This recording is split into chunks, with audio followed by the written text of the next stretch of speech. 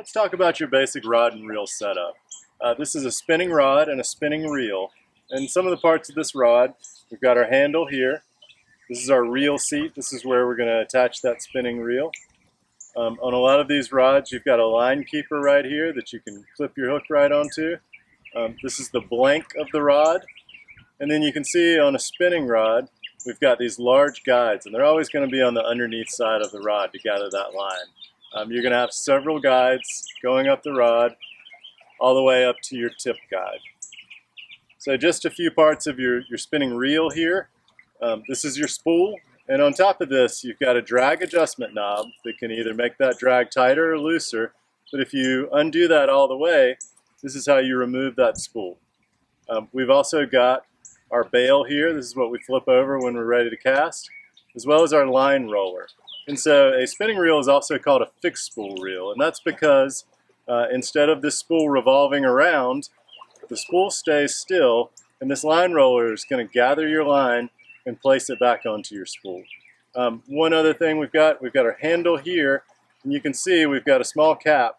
And if you ever want to, you can, on most spinning reels, you can take this cap all the way off, you can pull that handle out, and then you can change the side that you use for retrieve here. A lot of people left-handed would like to retrieve with their right hand. And so you see a lot of people turn this spinning reel upside down and want to reel backwards. And there's a reason we don't want to do that. These rods are designed to flex in a certain way. So this spinning rod is meant to flex in this direction.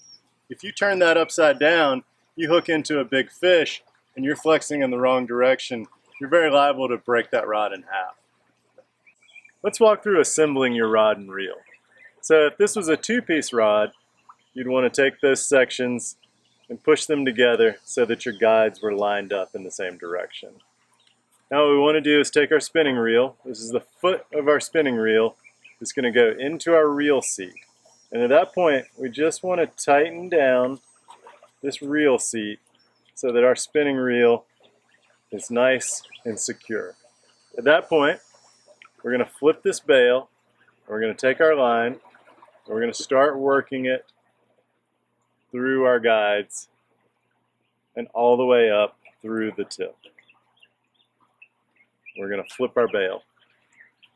And you can see now we've got our rod with our line ran all the way through our tip guide and attached to our Carolina rig, and we're ready to fish.